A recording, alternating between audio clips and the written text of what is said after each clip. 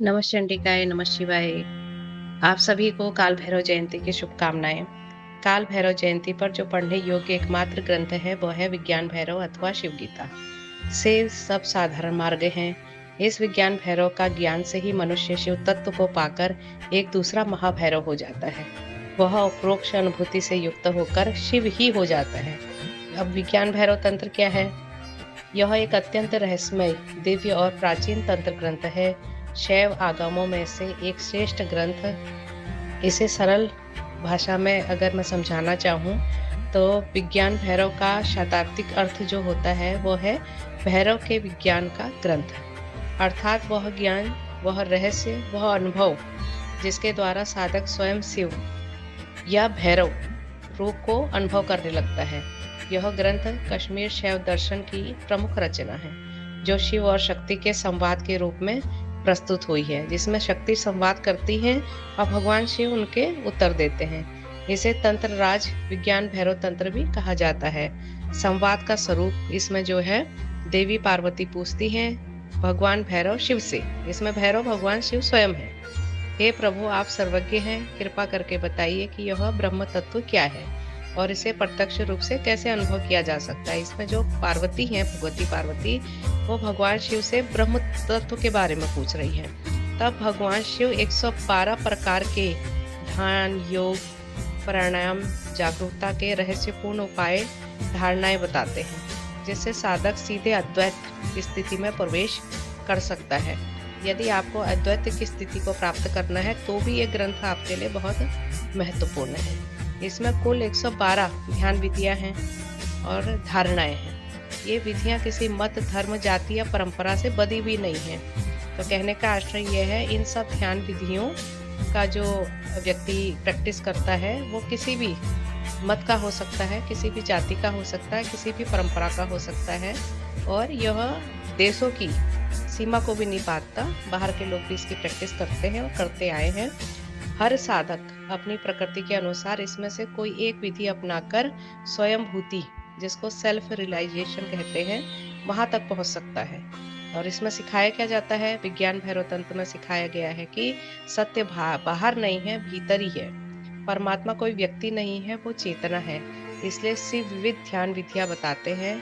जैसे वो सांसों की विधि बताते हैं, श्वास के मध्य की जागरूकता, ध्वनि प्रकाश या शून्य पर ध्यान, भावनाओं के मध्य ठहरना, आनंद, भय या क्रोध के क्षण में साक्षी भाव में रहना, नींद और जागरण के बीच का अनुभव पहचानना।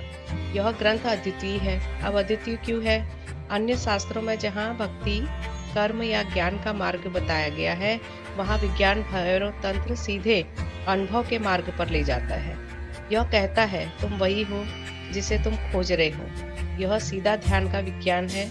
न पूजा की आवश्यकता है, न कर्म कांड की आवश्यकता है, सिर्फ सजगता की आवश्यकता है। इसकी जो शैली है, विज्ञान भैरव तंत्र की जो शैली है, वो अत्यंत काव्यात्मक और रहस्यमय है। यानी कि इसे आप बगैर गुरु के सानिध्य में नहीं सीख सकते। इसमें बताई गई बातों को, बताए हुए श्लोकों को आप डिकोड बगैर गुरु के नहीं कर सकते।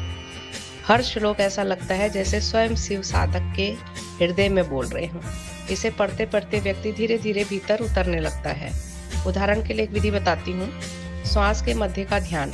जब श्वास भीतर जाए और बाहर आए, दोनों के मध्य के क्षण में जो शून्यता होती है, वही परम भैरव का अनुभव है।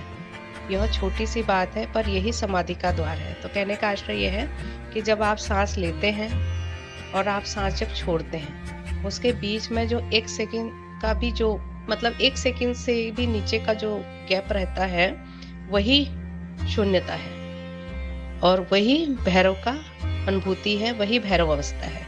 विज्ञान भैरव तंत्र वास्तव में परम जागरण की कुंजी है। यह धर्म का नहीं, अनुभव का ग्रंथ है। यही कहता है विज्ञान भैरव तंत्र, क्या कहता है कि भैरव बाहर नहीं है, तुम ही भैरव हो, तुम ही शिव हो। यह मनुष्य के शिव बनने की यात्रा है, मनुष्य के भैरव बनने की यात्रा है, मनुष्य के परम शून्य में पहुंचने की यात्रा है।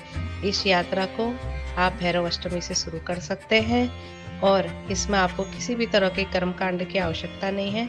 ये केवल और केवल ध्यान का मार्ग है और इन विधियों को आप केवल गुरु के संपर्क में, उनके सानिध्य में डिकोड कर सकते हैं। आप सभी को फिर से विज्ञान भैरव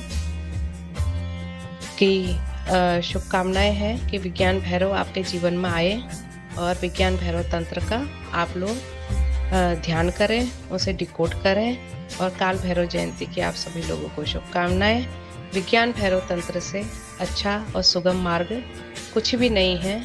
एक अच्छे गुरु की आपको आवश्यकता है। अच्छा गुरु मिलते ही आप मनुष्य से, आप साधारण जीव से भैरव की अवस्था को प्राप्त कर सकते हैं, शिव की अवस्था को प्राप्त कर सकते हैं। नमः शिवाय, नमः चंडिकाय।